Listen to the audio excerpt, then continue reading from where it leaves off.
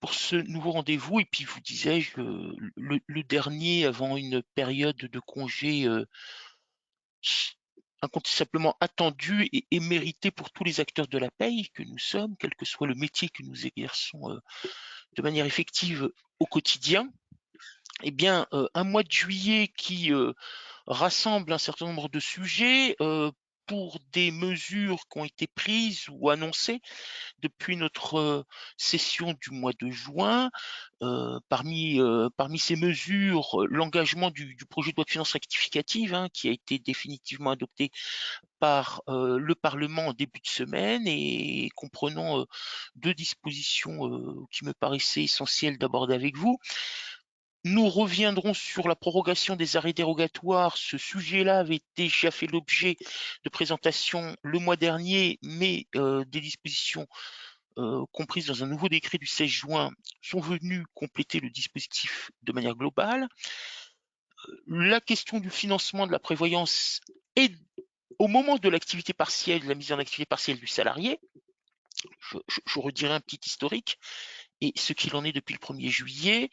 Là aussi, le gouvernement, au regard de la persistance de cette crise sanitaire sur laquelle on pourrait encore supputer d'ailleurs dans les prochains jours de nouvelles annonces, en tout état de cause, le temps de la sortie de crise tel que ça avait été imaginé dans un premier temps, et bien des dispositions particulières relatives à l'exonération de l'aide au paiement des cotisations sociales.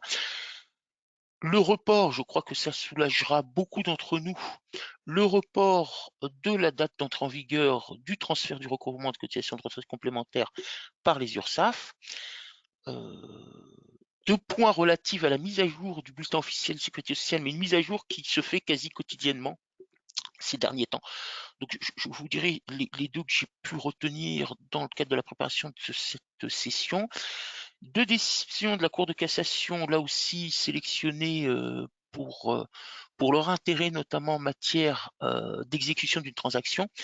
Et un dernier point, si je puis dire, pas forcément un point surprise, mais un point d'information complémentaire que je consacrerai sur la mise en œuvre par l'administration de réformes déjà connues, mais pour lesquelles nous avons quelques retards dans l'allumage. Mais l'un d'entre eux tient au fait qu'il y a eu décision du Conseil d'État, notamment en ce qui concerne la réforme du calcul des prestations d'assurance chômage. Voilà donc notre sommaire de cette matinée.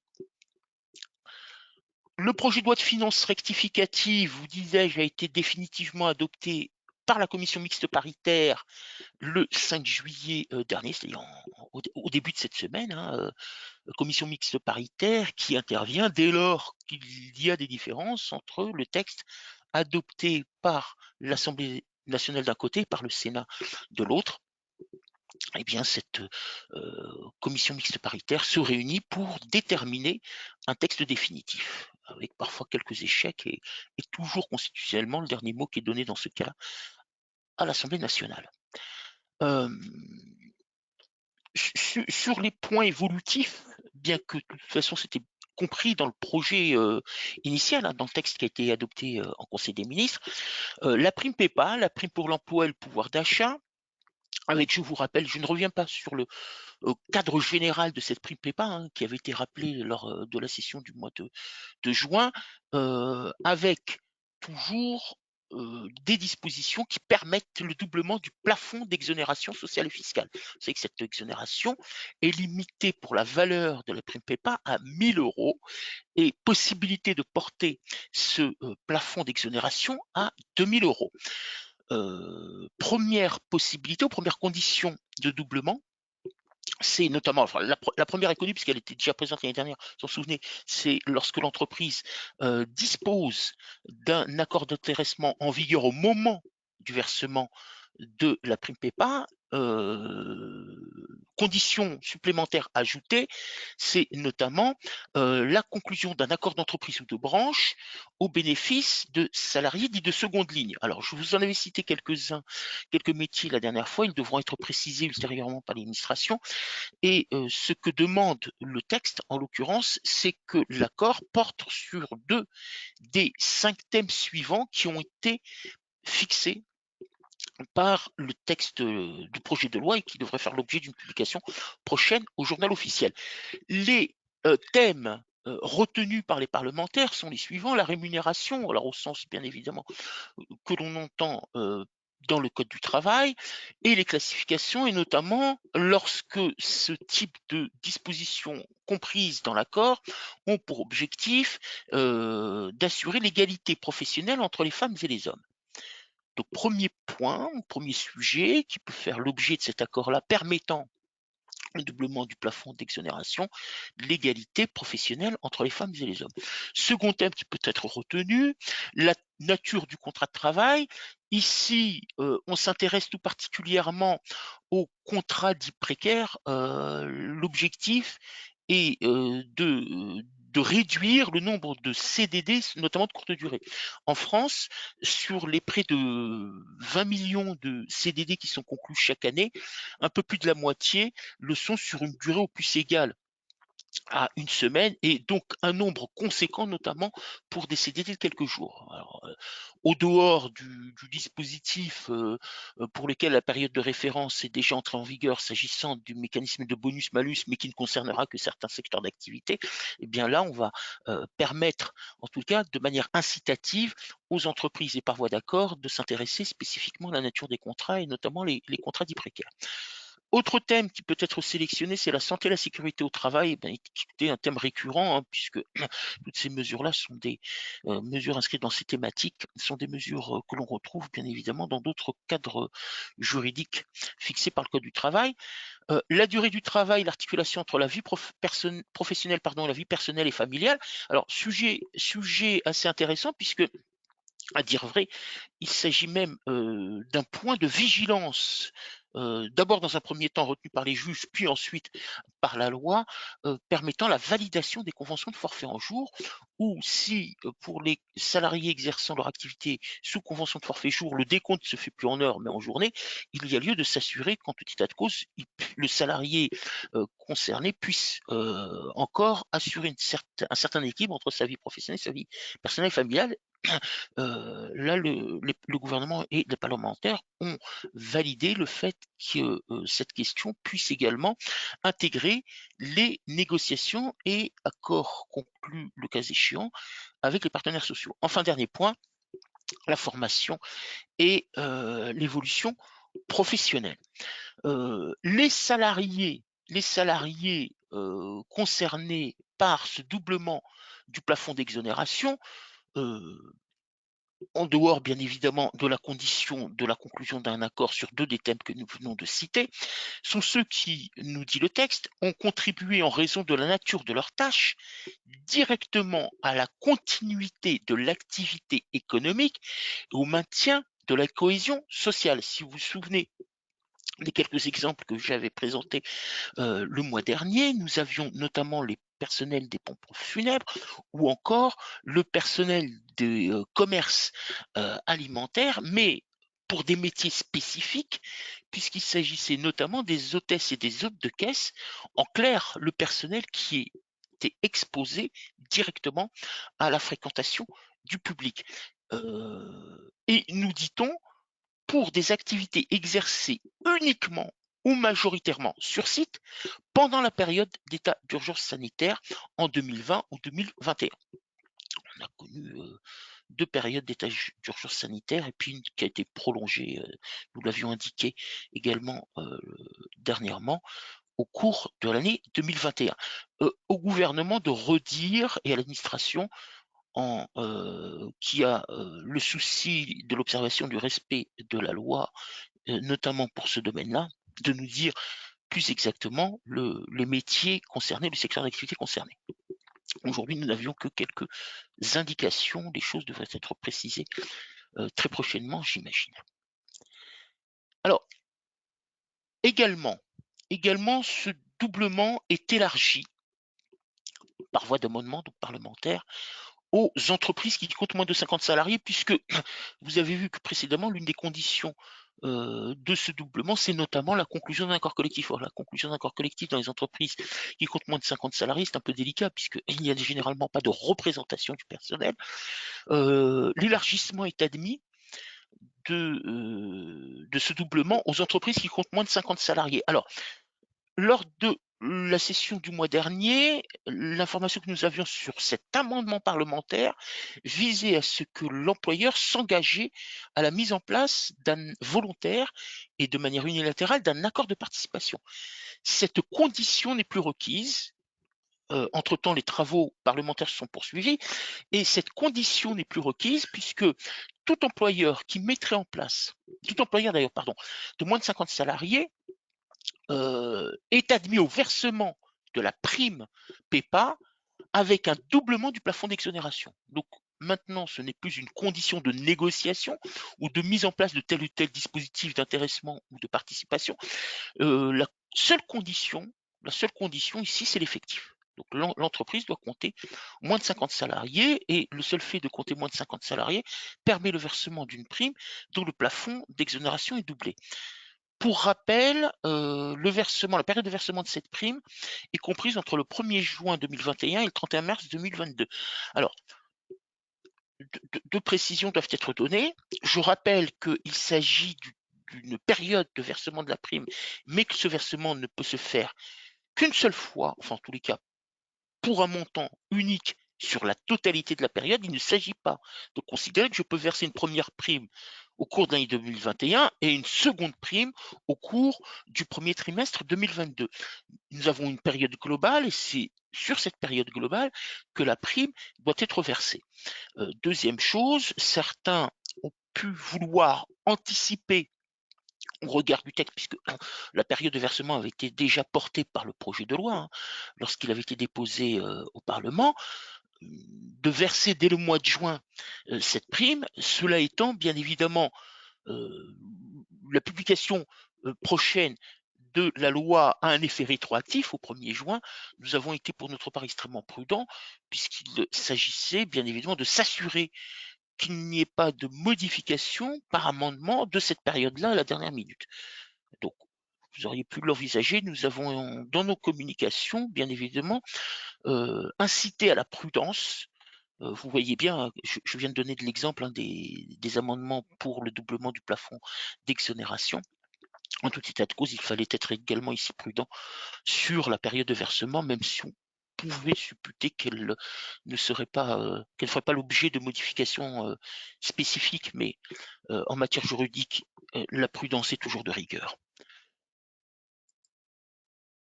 Le projet de loi de finances rectificative porte également en son sein une nouvelle aide au paiement des cotisations. Donc un peu plus loin dans la présentation, je reviendrai sur ce que nous avons déjà connu au titre des aides et exonérations des TPE pour des secteurs S1 et S1 bis. Bon, maintenant, toutes les entreprises concernées connaissent ces secteurs-là.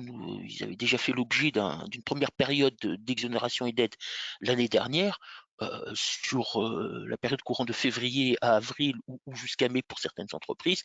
Je ne recite pas les secteurs S1 et S1 bis, ils avaient fait l'objet de présentations et de tableaux lors de sessions précédentes. Effectif toujours inférieur à 250 salariés. Le montant de l'aide au paiement des cotisations est de 15% des rémunérations brutes. Pour la période concernée, selon les communications données par le ministère des Finances, bien que la mesure soit portée, vous disais-je, par le projet de loi de finances rectificative, toujours non publié au journal officiel à ce jour, la période concernée courrait à partir du mois de juin, donc du mois dernier, pour pouvoir se calculer. Et ce que nous dit Bercy, c'est que les entreprises concernées peuvent déjà procéder à la déclaration de l'aide au paiement. Donc, vous pouvez déjà le faire au regard de l'information, mais il s'agit d'une simple information qui a valeur juridique qui est la sienne, c'est-à-dire nulle au regard des règles du droit. On vous incitera plutôt à nous laisser le temps de bien identifier les périodes, les rémunérations et le mécanisme, bien évidemment, de l'aide, mais qui devrait être assez semblable à celui que nous avons connu en 2020 et début 2021. Bien, Voilà pour cette première partie. Des questions peut-être, Catherine, avant que je n'aborde les arrêts dérogatoires? Oui, il y a juste une précision concernant la prime PEPA. Oui. Est-ce qu'elle est réservée pour les personnes qui ont travaillé sur site pendant les mesures dues au Covid ou seulement le doublement? Seulement le doublement. C'est le doublement, hein, pour les personnes sur site. C'est le doublement du plafond. Tous les autres salariés peuvent percevoir la prime PEPA. Tous. Par contre, s'agissant des salariés qui ont travaillé sur site, l'avantage pour ce qui les concerne, c'est une possibilité du doublement du plafond. Donc pour ces personnes-là, l'exonération sera portée jusqu'à hauteur de 2 000 euros. Et pour les autres salariés de l'entreprise non concernés, le plafond est limité à 1 000 euros.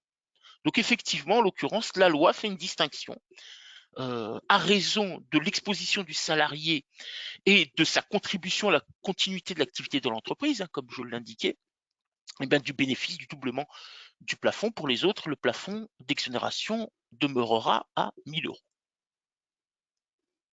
D'autres questions Merci. peut-être? Merci. Non, non, c'était la seule question. Merci. D'accord, merci Catherine.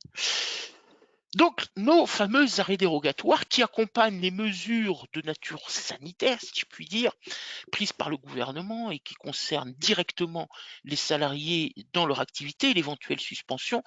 Un décret du 16 juin vient dire ce qu'il en est des arrêts dérogatoires. Alors, pour rappel, euh, il s'agit ici non pas des deux nouveaux motifs que j'ai exposés la dernière fois et qui avaient trait aux salariés notamment revenant de régions à risque, comme il était dit, donc d'un certain nombre de pays et du département d'outre-mer de Guyane. Parmi ces pays, il y avait le Brésil, si vous vous en souvenez, et la Guyane a une longue frontière avec l'État brésilien. Par contre, pour les autres motifs que nous avions déjà présentés en début d'année, notamment personnes vulnérables présentant un risque de développer une forme grave d'infection et qui ne peut être placée en activité partielle, bien évidemment. Parents d'un enfant de moins de 16 ans, donc la situation spécifique de la garde d'enfants ou personnes handicapées faisant une mesure d'isolement, d'éloignement et ne pouvant être placées également en activité partielle. Personnes faisant l'objet d'une mesure d'isolement en tant que cas contact et personnes présentant des symptômes du Covid-19 sous certaines conditions, effectivement, notamment déclarative, hein, auprès de sa CEPAM sur le site d'Amélie. Ces personnes-là bénéficiaient des mesures dérogatoires du 1er janvier dernier et par report jusqu'au 1er juin dernier. Alors pourquoi le 1er juin? Pour rappel, il s'agissait du terme de l'état d'urgence sanitaire. Euh, quid? Quid?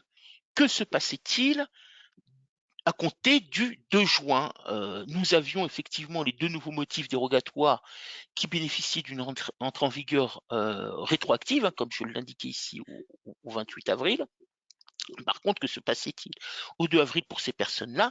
L'administration nous avait indiqué de manière totalement informelle que des dispositions seront prises pour proroger ces arrêts dérogatoires. Et bien, chose faite dans le décret du 16 juin dernier. Pour rappel, l'incidence première, c'est le versement des IJSS dès le premier jour, c'est-à-dire sans observation du délai de carence de 3 jours, et le complément légal, et je dis bien légal, de l'employeur sans condition d'ancienneté et sans impact sur les droits futurs. Alors pourquoi légal? Parce que effectivement la loi ne peut intervenir que pour apprécier, le cas échéant, les conditions d'exécution d'une disposition de nature législative.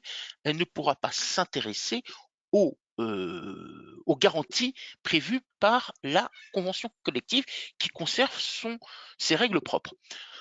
Alors, quand on dit bien évidemment sans impact des droits futurs, eh bien, on gèle bien évidemment les impacts de ce complément légal sur les droits futurs du salarié, puisque vous savez que on observe pour le versement au taux de 90% pour une certaine durée en fonction de l'ancienneté du salarié ou de taux de 66-66, ce dont il a pu bénéficier au cours des 12 derniers mois, des 12 mois glissants. En tout état de cause, si ici il a pu en bénéficier au titre de l'un des motifs énoncés sur la diapo, présenté par la diapo, eh bien on gèlera cette période-là et sans impact sur les droits futurs.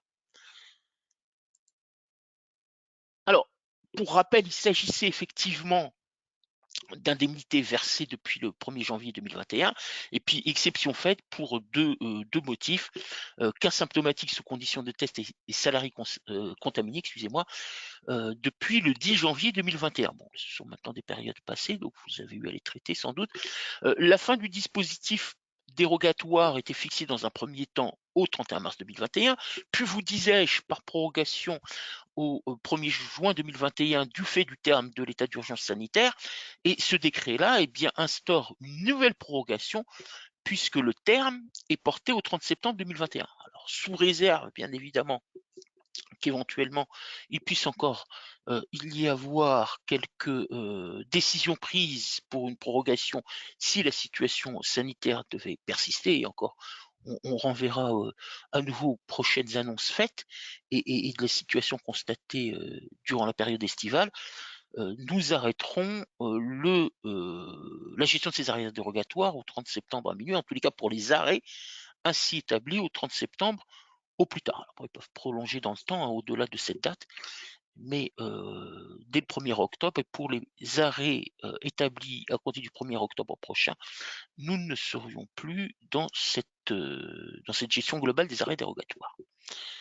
Donc voilà, une échéance à retenir, bien évidemment, en l'occurrence, comme d'autres à l'avenir, mais sur lesquelles nous aurons l'occasion d'examiner d'un examen plus précis dans les prochains mois.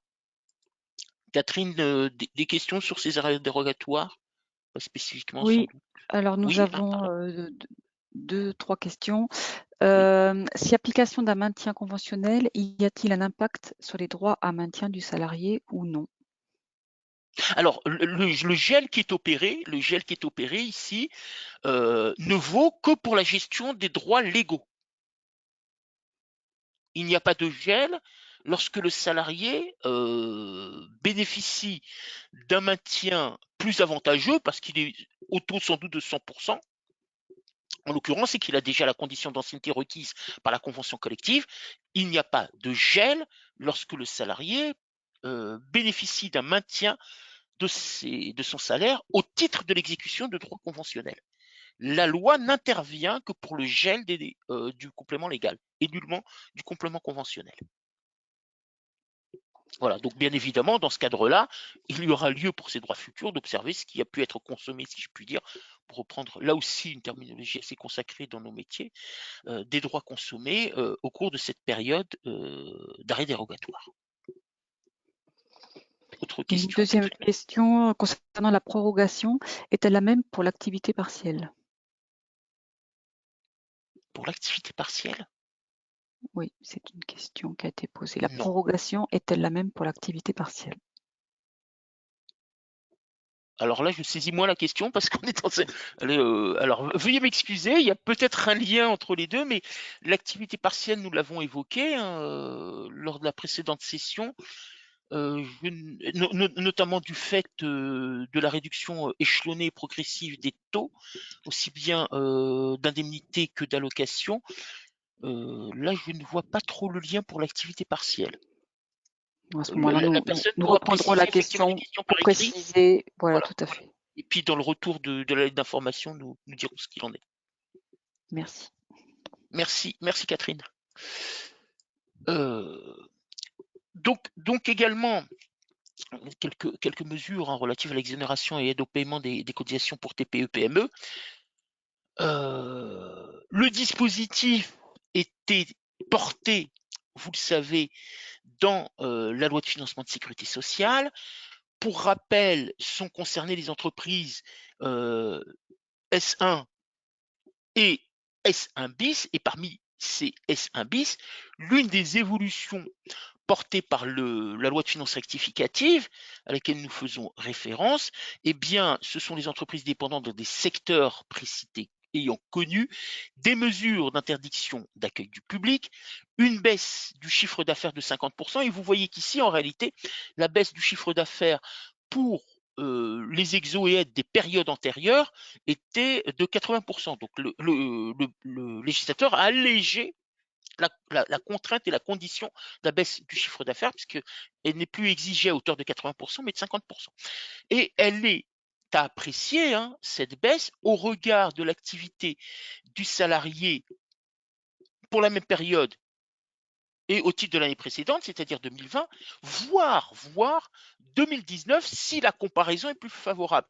Parce que comparer une baisse d'activité 2021 à un chiffre d'affaires 2020 qui lui était déjà fortement impacté et fortement réduit du fait des mesures prises dans le cadre de cette crise sanitaire, ça aurait été quelque chose d'assez compliqué. Il n'y a pas eu de baisse significative puisque le chiffre d'affaires était déjà assez bas l'année précédente pour bon nombre d'entreprises en France. Donc il est admis que la comparaison se fasse sur une période identique, mais de l'année 2019.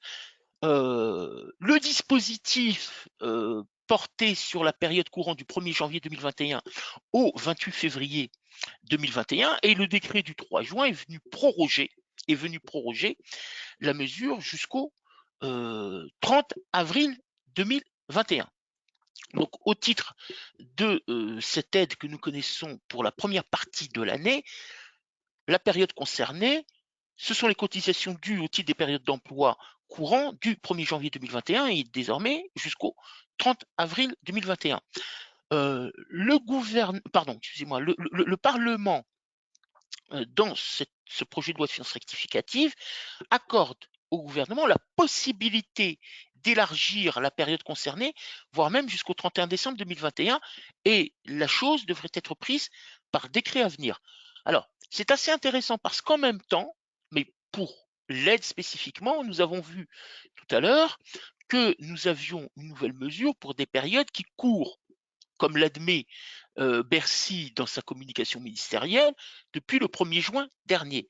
Et simultanément pour le dispositif d'exonération avec cette baisse significative du chiffre d'affaires, nous pourrions également avoir une prorogation des mesures antérieures sur une durée beaucoup plus longue. Donc il n'est pas exclu que nous ayons en réalité deux dispositifs qui cohabiteraient dans nos systèmes d'information et au bénéfice des entreprises. Tout cela doit être précisé, bien évidemment, par l'administration fiscale prochainement, mais les précisions ne peuvent jamais être indiquées, sauf dans des situations extrêmement rares, avant la publication définitive du texte.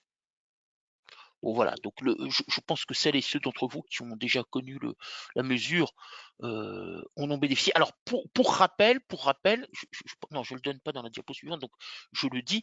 Pour rappel, dès lors que vous avez dégagé des sommes au titre de l'exonération et de l'aide pour ces périodes d'emploi, donc prorogées jusqu'au 30 avril, l'imputation se fait au titre de l'ensemble des cotisations dues jusqu'au 31 décembre 2021. Donc, il y a d'une part la période du titre de laquelle je vais pouvoir déterminer les cotisations éligibles à une exonération ou une aide, donc cotisations pour des périodes d'emploi du 1er janvier au 30 avril de cette année, et en même temps l'imputation sur les cotisations dues, et l'imputation se fait sur les cotisations dues jusqu'au 31 décembre 2021. Des questions, Catherine, sur ce sujet? Non, pas de questions. Merci, Catherine. Alors, voilà, lorsque j'ai évoqué tout à l'heure quelques dates d'échéance et d'arrivée à terme de certaines mesures, typiquement, la question du financement de la prévoyance et qui a été précisée par une instruction interministérielle, donc effectivement de la DGEFP et de la DSS du 17 juin dernier, donc ministère du Travail et ministère des Affaires sociales. Pour rappel, s'était posée très rapidement la question lors de l'avènement de la mise en activité partielle massive, il y a maintenant plus d'une année, de l'impact de cette suspension du contrat de travail et de la mise en activité partielle du salarié, de l'impact sur les cotisations de prévoyance. Alors, à l'époque, pour la petite histoire, mais vous l'avez à l'esprit, le gouvernement avait demandé aux partenaires sociaux d'engager des négociations pour s'exprimer et donc dégager des solutions pour dire ce qu'il en est de l'impact de la mise en activité partielle sur le financement de la prévoyance. Échec des négociations, et donc une loi du 17 juin 2020 nous a dit clairement qu'en tout état de cause, pour pouvoir bénéficier du régime d'exonération plafonnée, ce que nous appelons, nous, dans notre jargon, la réintégration sociale, c'est-à-dire la capacité de bénéficier d'un régime d'exclusion d'assiette jusqu'à un certain niveau des contributions, d'exclusion d'assiette des contributions patronales, et donc au-delà pour l'excédent, la mise en jeu dit du mécanisme de réintégration sociale, eh bien pour bénéficier de ce plafonnement d'exonération, fallait-il impérativement intégrer à tout le moins les indemnités d'activité partielle dans l'assiette de cotisation de prévoyance. Donc il fallait continuer pour l'employeur à financer la prévoyance et pour le niveau le plus bas d'assiette, l'indemnité d'activité partielle. Si pour autant le contrat qui lie d'une part l'organisme de prévoyance à l'entreprise, il est effectivement prévu et dans les statuts, dans les clauses afférentes au financement, une assiette rétablie, bien évidemment, cette assiette rétablie, mais donc une assiette beaucoup plus importante de cotisation. Pour rappel également, il s'agissait également, encore une fois, de dispositions ayant un effet rétroactif, et en l'occurrence au 12 mars 2020, et pour un terme de la mesure au 31 décembre 2020, et une prorogation qui avait été admise par l'administration jusqu'au 30 juin de cette année. Immédiatement, qu'est-ce que je dois faire dans mon réglementaire paye et quel est l'impact sur le bulletin de paye, notamment pour l'employeur, à compter du 1er juillet 2021. Alors, il n'y a pas de règle établie, hein, les dispositions légales portées par la loi du 17 juin 2020 n'ont pas donné lieu à prorogation. Par contre, l'administration s'est exprimée toujours sur le régime social et donc le bénéfice dit de la réintégration sociale. Et le bénéfice de ce mécanisme de réintégration sociale doit répondre à la présence des doubles critères obligatoires et collectifs du régime complémentaire de prévoyance. Bon, on ne reviendra pas, hein, il y a de nombreuses littératures sur la définition de ces critères obligatoires et collectifs. Que nous dit en l'occurrence dans son instruction interministérielle l'administration?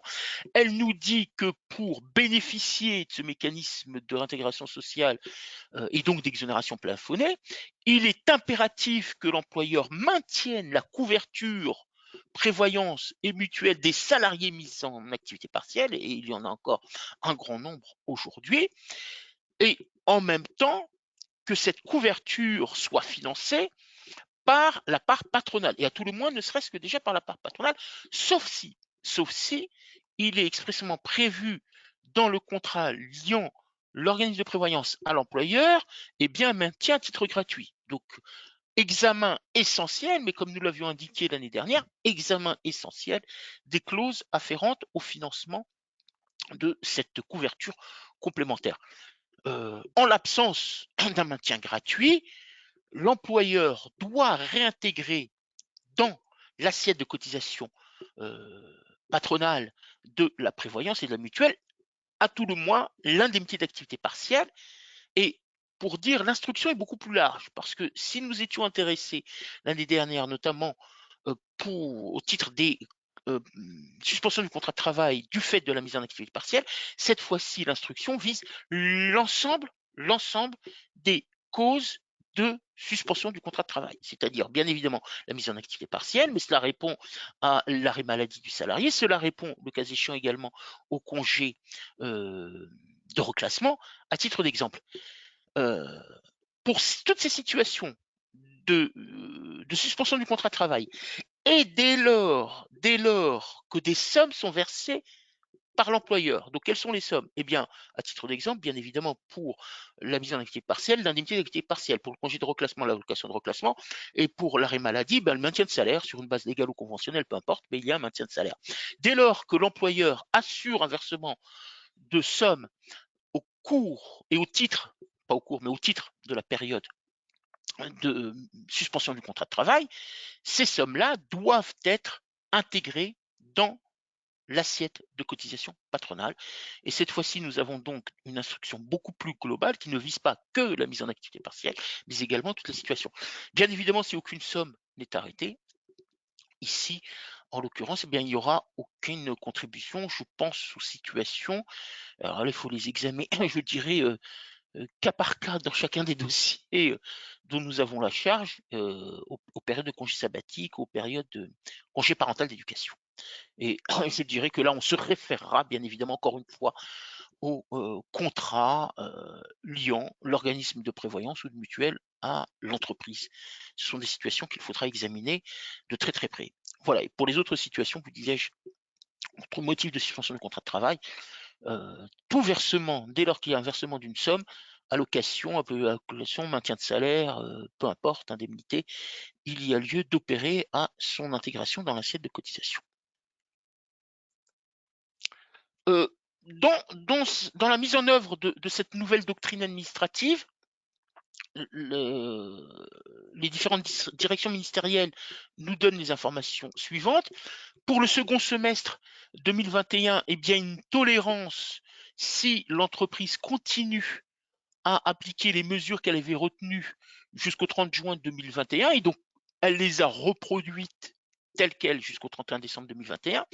Et ensuite, la mise en conformité d'alignement avec la nouvelle doctrine administrative doit être différenciée selon que le régime a été mis en place par décision unilatérale ou résulte d'un accord collectif. Alors, s'il s'agit d'une décision unilatérale de l'employeur de mettre en place un régime de prévoyance ou de mutuelle, eh bien, son acte juridique doit être mis en conformité au plus tard le 1er janvier 2022.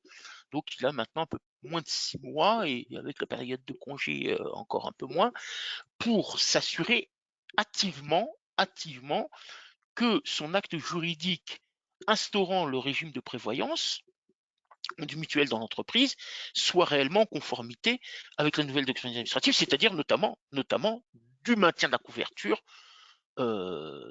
prévoyance mutuelle durant la période de suspension du contrat. Par contre, pour les entreprises qui ont instauré ce régime de prévoyance complémentaire ou de mutuelle en exécution d'un accord collectif, eh bien c'est l'accord collectif qui doit être en conformité avec la nouvelle doctrine au plus tard 1er janvier 2024. Donc on a un peu plus de temps de négociation parce que bien évidemment il y a lieu d'assurer une révision par voie d'avenant, hein, généralement, de l'accord actuel. Cela vaut tant à la fois pour les accords d'entreprise que les accords de branche. Donc vous saurez vous-même si vous avez mis un régime de prévoyance complémentaire au titre d'un accord collectif d'entreprise ou de branche. Et si c'est un accord de branche, et bien évidemment de prendre attache avec votre organisme patronal auquel vous êtes adhérent pour connaître de l'évolution à venir du régime collectif, en tout cas de ce qui résulte de la convention collective. Bon, vous avez là différentes étapes et en l'occurrence, bon, alors, une tolérance pour ce second semestre, mais bien évidemment, je dirais une quasi-urgence à s'intéresser notamment au régime mis en place par décision unilatérale. Catherine, des questions sur ce sujet? Non, nous n'avons pas de questions, non. Tu peux poursuivre. D'accord, merci Catherine. Voilà, sujet délicat pour absolument tous les acteurs de la paye, qui est celui du recouvrement des cotisations de retraite complémentaires. Alors, une communication ministérielle a été faite, et notamment du ministère en charge des deux budgets, hein, de la nation et du budget de la sécurité sociale, pour savoir ce qu'il en sera de l'entrée en vigueur de ce transfert de recouvrement. Alors, l'idée n'est pas nouvelle, hein, pour ceux qui ont un petit historique à l'esprit. Quel que soit le gouvernement précédent en place et la majorité en place, c'est une vieille idée, un ancien objectif, que de donner aux URSSAF un rôle central dans la gestion des financements de la protection sociale. Donc, ce que dit la loi de financement de la sécurité sociale pour 2020, c'est que l'on va attribuer à l'URSSAF le recouvrement de l'ensemble des cotisations et contributions des régimes de base ou complémentaires de sécurité sociale, à ce titre-là, y compris donc les régimes de retraite complémentaires AGIRC, ARCO. La mesure devait entrer en vigueur au 1er janvier 2022. Alors, dans ce rôle central, nous avons vu un transfert du recouvrement des cotisations d'assurance chômage il y a quelque temps maintenant, et puis une simplification, si je puis dire, de la réglementation de calcul des cotisations et contributions des régimes de retraite complémentaires, avec la disparition il y a quelques années du dispositif GMP, garantie minimale de points, puis un peu plus tard de la notion de somme isolée, et puis encore juste un tout petit peu plus tard, eh bien de la fusion des deux régimes Agirc-Arrco, donc cadre et non cadre, puisqu'en réalité le régime s'appelle toujours Agirc-Arrco, mais cadre et non cadre, pour n'établir désormais qu'un seul mode de financement et en unifiant les deux tranches, hein, tranche 1, alors pas plus de tranche à tranche 2, mais tranche 1 et tranche 2, bah, vous les connaissez, hein, tranche 1 c'est une fois le plafond et tranche 2 allant jusqu'à 8 fois. Donc il y a vous voyez que les préparatifs se sont faits progressivement, hein, c'est pour ça que je vous disais que c'est une ancienne idée, avec cette simplification dans le temps des mécanismes de calcul des cotisations. Initialement, donc, une entrée en vigueur au 1er janvier 2022, bien évidemment, des difficultés substantielles, hein, substantielles de la mise en œuvre de ce rapprochement en termes de recouvrement, donc une demande pressante des éditeurs de paye, dont l'association ZDS dont nous faisons partie, pour demander un report parce qu'un certain nombre de questions n'étaient pas résolues sur la gestion de certains statuts, sur les déclarations. À titre d'exemple, j'ai une correction à faire sur des cotisations relatives à une période antérieure au 1er janvier 2023. Quelles sont les modalités? Est-ce que le recouvrement se fait directement par les URSSAF parce que nous sommes en 2023, ou alors, puisqu'il s'agit d'une période d'emploi antérieure à l'entrée en vigueur de la mesure, est-ce que j'ai des mécanismes déclaratifs distincts et donc un recouvrement distinct? Voilà. Et pourtant, des rappels de salaire sur ces périodes antérieures euh, peuvent exister encore de nombreuses années. Je pense notamment à celles qui sont dues en raison de l'exécution d'une décision judiciaire. Ce que nous demande également, alors par contre, la contrepartie, et donc c'est 1er janvier 2023, ce qui nous soulage quelque peu dans la gestion de ce projet, un pilote sera réalisé. Alors l'administration nous avait donné quelques indications sur ce pilote-là, puisqu'il s'agit notamment de retenir les 300 entreprises dont les cotisations c'est plus importante en France. Donc, bien évidemment, là, on vise surtout un effectif important, puis un niveau de rémunération suffisant pour considérer que le niveau de contribution et de cotisation à payer fait partie de ces 300. Bon, à dire vrai, les critères ont été non réitérés. Peut-être s'agira-t-il. Et le pilote devra se faire sur 2022. Alors, l'objectif, et vous l'aurez aisément compris, hein, c'est d'avoir quelques périodes de test. Ah bah, la conséquence première, hein, vous l'aurez chacune et chacun saisi, c'est que dès lors que je recouvre des cotisations de retraite complémentaire, que j'opère au terme d'un contrôle d'une entreprise un redressement de l'assiette, eh ben, non seulement le redressement de l'assiette conduira tant à la fois à corriger les cotisations dues au titre du financement de la sécurité sociale, dues au titre du financement de l'assurance chômage, c'est déjà le cas depuis un certain temps, et puis à venir dues au titre des cotisations finançant la retraite complémentaire. Et vous n'ignorez pas les niveaux de taux, et ça signifie bien évidemment un niveau également de cotisation due et d'assiette de pénalité, le cas échéant, beaucoup, beaucoup, beaucoup plus important.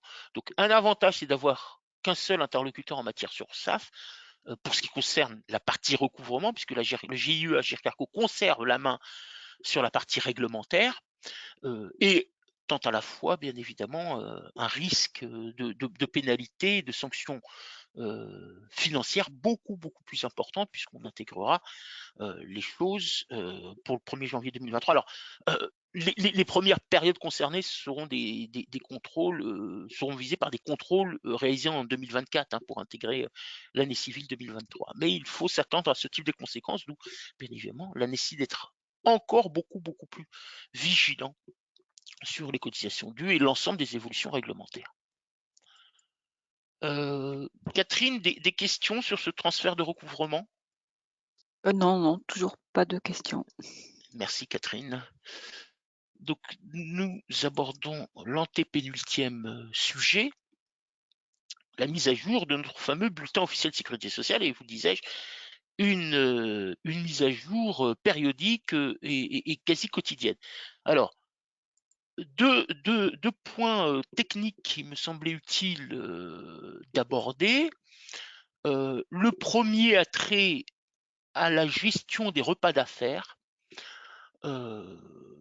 L'administration, d'abord, évolution linguistique, si je puis dire, puisque si ces situations-là étaient visées sous le vocable repas d'affaires jusqu'à présent, l'administration intègre ces cas dans le chapitre plus général des frais professionnels. Donc, ce sont des frais professionnels pris en charge par l'employeur, donc directement ou remboursement de frais. Et l'administration considère qu'il ne doit pas être fait un abus manifeste du paiement de ces repas d'affaires. Parce qu'il ne faut pas, par le cheminement qu'il peut y avoir en direction de sa prise en charge de ces repas d'affaires, une forme de rémunération déguisée qui échapperait aux cotisations sociales. Elle nous dit la chose suivante dans sa mise à jour du boss. D'abord, elle fait cette évolution de vocabulaire. Elle nous dit qu'il ne doit pas avoir d'abus manifeste et estime qu'il n'y a pas d'abus manifeste lorsqu'est remboursé ou pris en charge un repas par semaine et dans la limite de 5 repas par mois. Donc jusque-là, c'est une exonération sociale. Et ce que dit le boss également, c'est que au-delà, eh bien, les sommes seront réintégrées dans l'assiette de cotisation sociale. Donc, l'administration ne donne pas de montant chiffré. Donc, elle ne donne pas de valeur au repas. Il n'y a pas de limite. 50, 100, 200, 300, il n'y a pas de limite. Par contre, elle donne une limite en nombre. Alors, je dois vous avouer deux choses. La première, c'est que j'ai quand même, j'ai quand même à l'esprit que c'est un nombre assez faible, parce que un repas pour un certain nombre d'acteurs essentiels de l'entreprise, quelles que soient les fonctions qu'ils occupent, un seul repas par semaine, ça peut paraître assez faible, hein, et parfois on en a même deux le même jour, parce que c'est l'activité et la vie de l'entreprise qui le nécessite, et 5 par mois, il faut l'admettre, assez faible. Le deuxième, c'est que cette réintégration, cette notion d'abus manifeste et cette réintégration automatique par l'administration d'un nombre excédant l'un de ces deux plafonds, donc hebdomadaire ou mensuel, me paraît, à titre personnel, assez discutable sur un plan juridique. Quel est le fondement qui permet à l'administration de considérer de manière automatique qu'il serait admis en exonération sociale un nombre spécifique d'un par semaine et de 5 par mois de ces repas d'affaires, pour conserver la bonne dénomination et qui reflète la réalité du moment. Et au-delà, il y a une réintégration automatique. Je ne serais pas surpris, pour tout vous avouer, qu'on puisse être exposé à quelques contentieux et évolutions jurisprudentielles à venir. Alors bien évidemment, ça ne sera pas dans les prochaines semaines. Donc pour l'instant, je ne dirais que prudence. Et puis, les entreprises qui souhaiteraient et qui ont la conviction que l'on peut aller plus loin, eh bien, examineront le dossier en l'occurrence. Mais je ne serais pas, voilà, je ne serais pas surpris d'une évolution tirée éventuellement d'une évolution jurisprudentielle de ces plafonds. Le deuxième point a trait au versement d'allocations forfaitaires pour télétravail. Alors, pourquoi la chose est essentielle et, en l'occurrence, lorsque l'allocation a une nature conventionnelle.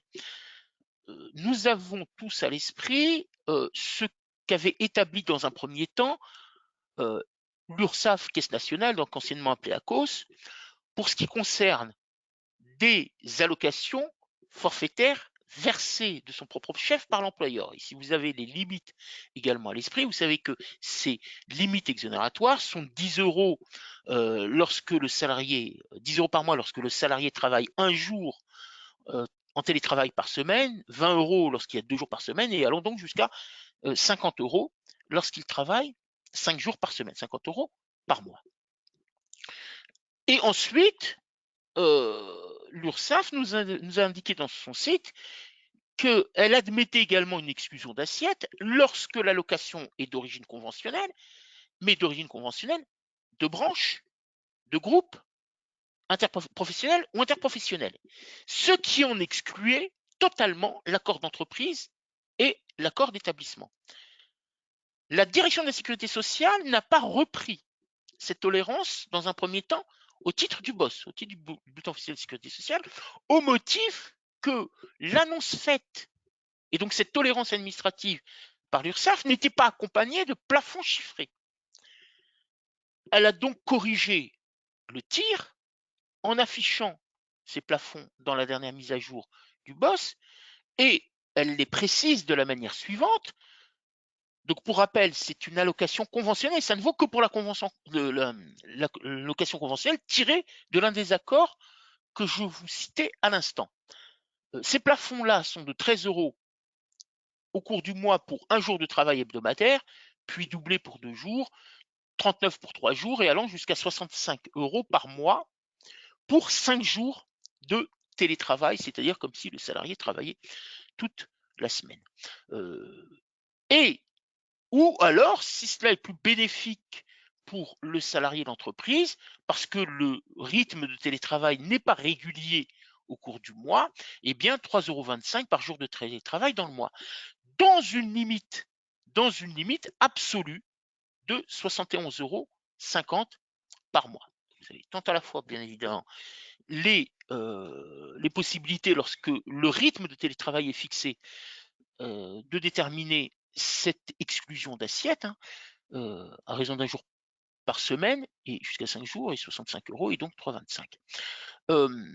Cela étant, encore une fois, il s'agit d'allocations conventionnelles. Or, bien évidemment, accord d'entreprise et d'établissement, là, il s'agissait d'écarter tout risque au sein même de l'entreprise d'obtenir une forme de déguisement ou de complément de rémunération déguisé sous forme d'allocation. C'est ce que veut prévenir en tout état de cause l'administration.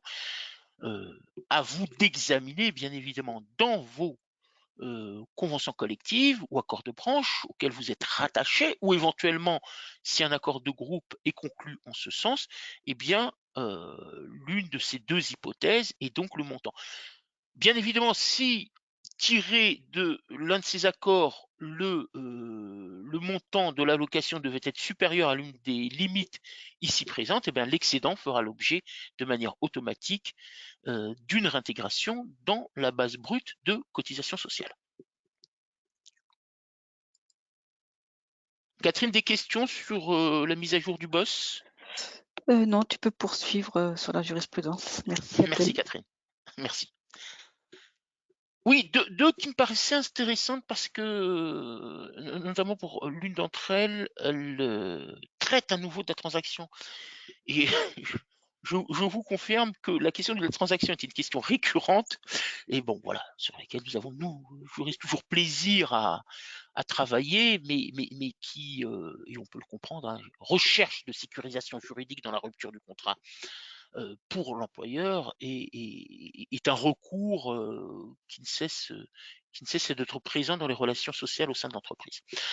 La question porte ici sur la gestion d'une transaction qui fait suite à une rupture conventionnelle. Alors, pour rappel, qu'est-ce que la rupture conventionnelle? En quoi constitue-t-elle déjà une garantie, une sécurité juridique pour l'employeur qui y aboutit avec son salarié? D'abord, c'est une rupture d'un commun accord du contrat de travail et je rappelle que c'est le seul mode de rupture d'un commun accord admis par les juges. C'est-à-dire que depuis l'avènement de la rupture conventionnelle individuelle, les juges, constatant la base juridique et légale de cette rupture, donc cette présence dans le Code du travail, ont considéré qu'il s'agissait maintenant, du fait de la volonté du législateur de l'inscrire dans la loi, et bien du seul recours reconnu juridiquement par les juges comme possibilité d'une rupture d'un commun accord. On rappellera également que la rupture conventionnelle ne nécessite pas qu'elle soit motivée. Il suffit de la rencontre, de la volonté de l'employeur et du salarié à un moment donné, du constat du souhait de se séparer ou de la nécessité de se séparer. Mais il n'y a pas lieu d'exposer dans la rupture, et notamment dans le document qui est adressé pour homologation, d'en apporter les motifs.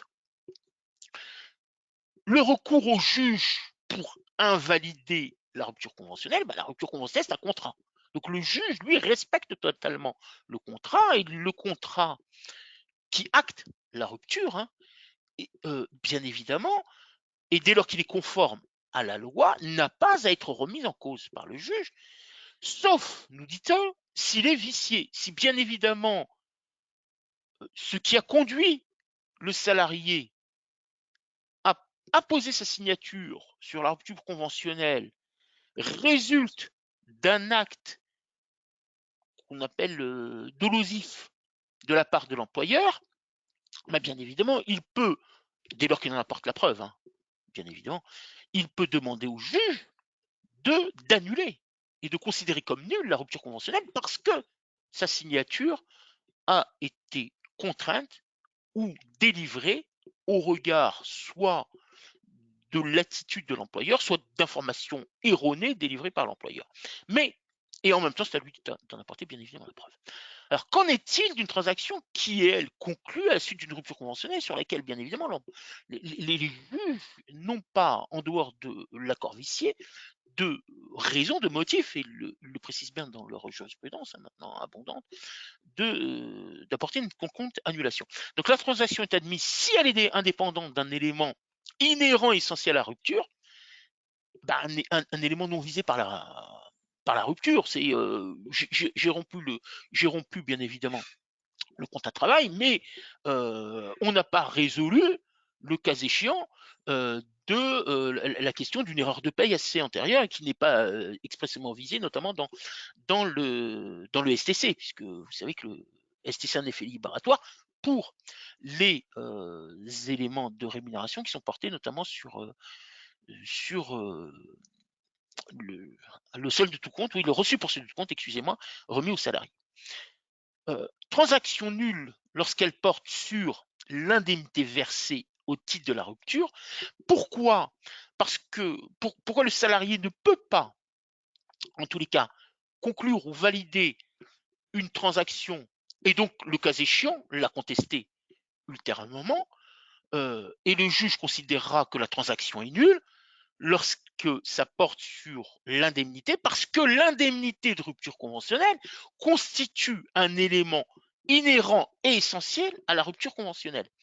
Donc, vous ne pouvez pas transiger sur un élément inhérent et essentiel à la rupture conventionnelle, alors que la rupture conventionnelle garantit cette sécurité juridique. Donc, on ne transige pas sur ce qui est un élément substantiel à la validité juridique d'une rupture conventionnelle. Et en l'occurrence, bien évidemment, c'est ce que rappelle la Cour de cassation dans une décision du 16 juin dernier. Donc l'effet immédiat, c'est que la transaction est nulle. Si la transaction est nulle, en matière de paye, que se passe-t-il? Eh bien, les sommes qui sont versées, alors soit bien évidemment les sommes qui ont pu être versées ou les abandons, eh bien, sont remboursées de la part d'une partie vers l'autre, soit elles sont maintenues, et dans ce cas-là, si le versement est maintenu, eh bien, le redressement est rapide, c'est qu'aux transactions nulles, perte du bénéfice de l'éventuelle réparation du préjudice de la somme et réintégration quasi automatique par le contrôleur URSSAF lorsqu'il s'attachera à connaître d'abord de la raison pour laquelle vous avez fait échapper ces sommes-là à cotisation, et qu'il considérera qu'à l'appui de cette jurisprudence, on pourrait estimer la transaction comme étant nulle, ou voire même du fait de la décision prud'homale qu'il pourrait avoir entre les mains. Voilà l'incidence. Donc il faut. Alors, la transaction à la suite d'une rupture conventionnelle est admise, mais elle doit être expressément limitée aux situations établi par la jurisprudence. Soyons extrêmement prudents toujours dans cette gestion des transactions, aussi bien dans la façon dont elles sont rédigées, on a déjà eu l'occasion à plusieurs reprises par le passé de le dire, mais à leurs effets, bien évidemment. Oui, autre décision, cette fois-ci du 23 juin dernier, l'entreprise a opéré un transfert de salariés. Vous savez que quand il y a transfert de salariés, il y a une obligation du maintien des droits par le nouvel employeur. Donc, c'est une obligation légale, hein. C'est l'ancien LC 2212 du Code du travail, que beaucoup connaissent. Transfert de salariés d'une entité juridique à l'autre, ils ont un nouvel employeur. Le nouvel employeur doit impérativement maintenir les droits dont bénéficiaient les salariés jusqu'à présent et dont ils ont pu jouir jusqu'au moment du transfert. Alors, la question qui se pose est la suivante. Qu'en est-il en termes d'égalité de traitement, notamment au regard des salariés déjà présents dans l'entreprise? Peuvent-ils soulever cette exception très particulière d'inégalité de traitement si eux-mêmes ne sont pas bénéficiaires d'un droit supplémentaire dont pourraient encore continuer de jouir les salariés nouvellement transférés? Donc, quid des droits des salariés déjà présents dans l'entreprise? Eh bien, s'il y a une inégalité de traitement parce que les nouveaux arrivants ont des droits supplémentaires au regard des salariés déjà présents dans l'entreprise, le seul fait que cette inégalité de traitement résulte de l'application stricto sensu de la loi qui oblige au maintien des droits antérieurs, eh bien, dès lors qu'il y a une inégalité de traitement justifiée par l'application de cette règle légale, l'inégalité de traitement n'est pas considérée comme illicite, ou contraire, en tous les cas, au principe fondateur et qui constitue la base de la nécessité d'égalité de traitement. Donc, vous pouvez avoir, en l'occurrence ici, dans cette décision du 23 juin, vous pouvez avoir des salariés qui, dans la même entreprise, bénéficient du 13e mois et d'autres non. Voilà.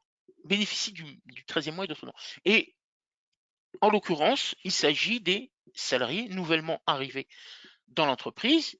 Antérieurement, la structuration de leur rémunération les conduisait au bénéfice d'un 13e mois, eh bien, ils continueront à bénéficier de ce 13e mois, quand bien même leurs nouveaux collègues, eux, sont dépourvus de ce complément de rémunération.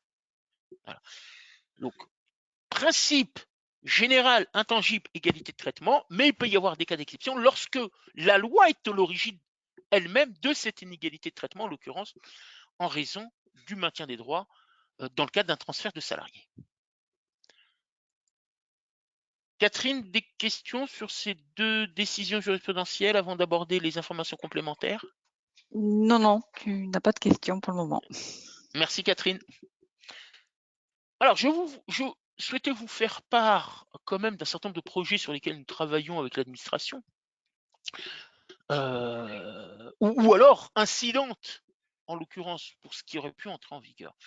Alors, la question de l'assurance chômage, vous savez que les nouvelles règles de calcul qui devaient entrer en vigueur au 1er juillet dernier, donc il y a une semaine hein, à peine, ont été suspendues par une ordonnance du Conseil d'État, considérant que les conditions économiques qui justifiaient de cette réforme de calcul et qui étaient portées, bien évidemment, dans le texte et dans ce décret maintenant ancien de 2019 et porté par l'administration, par le gouvernement en place, eh bien, ces conditions économiques n'étaient plus réunies.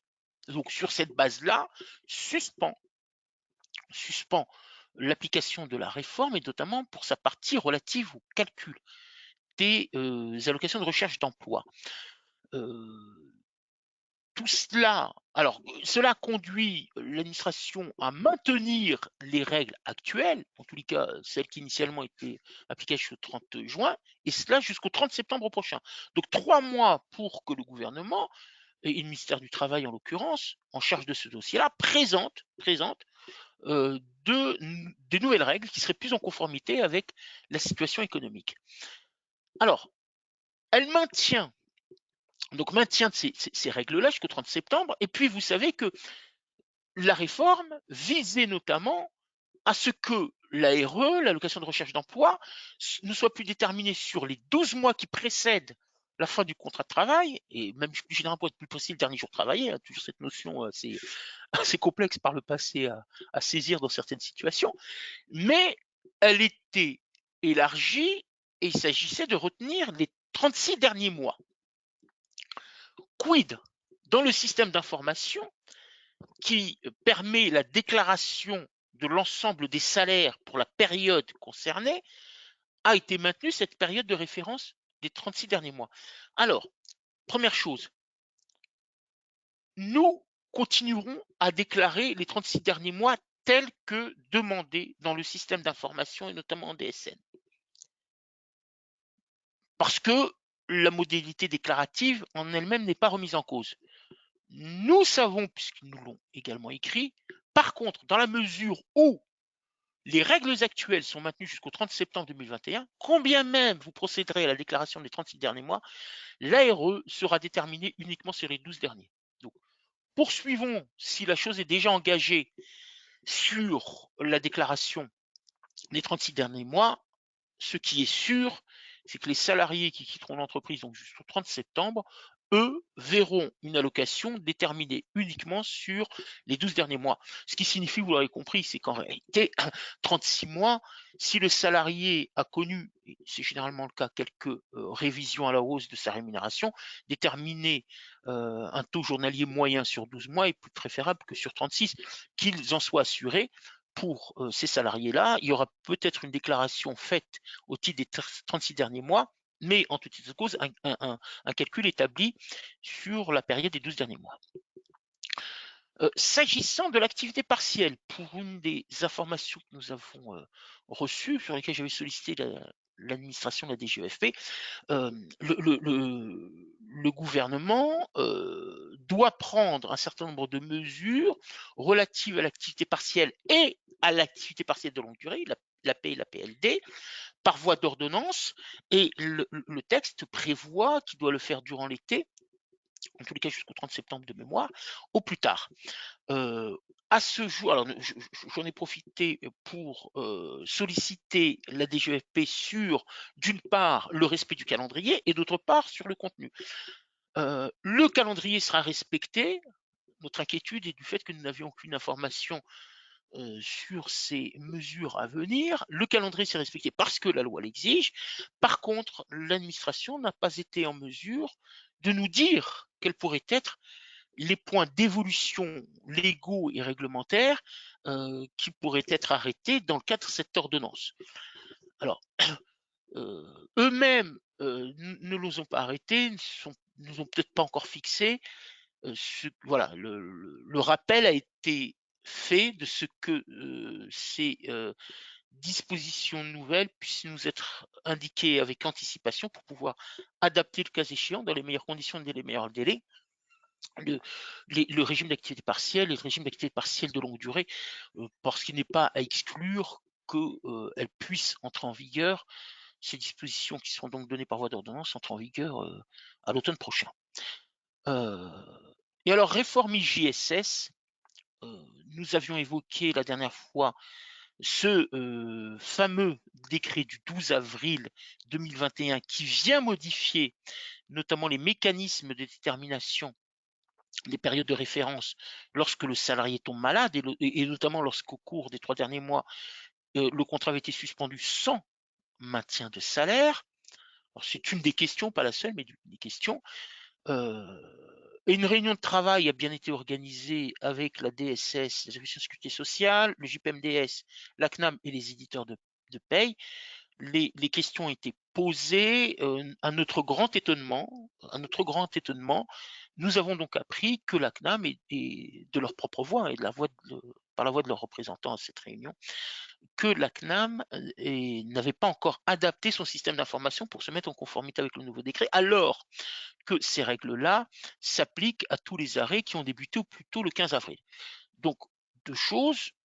pour notre part, faute de réponse claire et précise de la part de la direction de sécurité sociale qui a pour autant émis le décret faisant débat, hein, et laissant en suspens un certain nombre de questions, et faute d'adaptation du système d'information de la CNAV, la CNAM, excusez-moi, pour notre part, nous maintenons les règles qui étaient en vigueur jusqu'à cette date.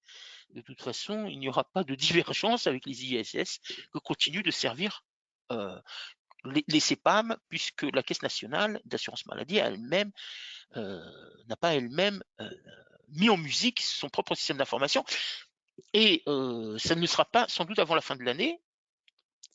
Alors, la question de la rétroactivité, y compris pour eux-mêmes, sur les IGSS qu'ils auront eu à verser pendant plusieurs mois, s'est posée.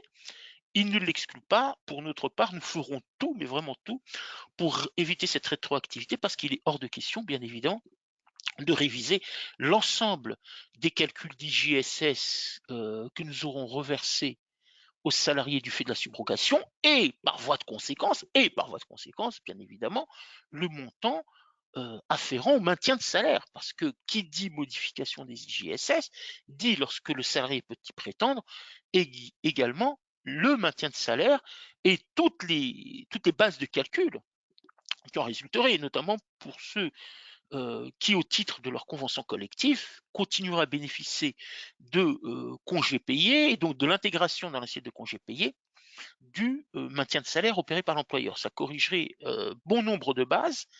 D'abord, en premier lieu, l'indemnité, pardon, le maintien de salaire, et éventuellement en cascade l'ensemble des éléments de paye qui seraient impactés. Donc voilà, les trois situations dans lesquelles nous nous trouvons actuellement. Il y en a quelques autres, mais celle-ci me paraissait d'importance pour dire ce qu'il en est. Et en même temps, s'il n'y a pas de questions complémentaires, on pourrait les dire, bah, bien évidemment, l'occasion et la transition est trouvée de dire que nous aurons l'opportunité de les aborder à nouveau lors de prochaines sessions, dont vous avez les dates à l'écran. Catherine, sur ces dernières informations complémentaires, des questions? Non, Abdel, nous n'avons pas eu de questions sur la fin du webinaire. D'accord, très bien. Donc, eh bien, écoutez, je vous remercie toutes et tous de votre participation. Nous avons noté quelques questions sur lesquelles nous reviendrons par écrit dans le complément lettre d'information, Flash Info.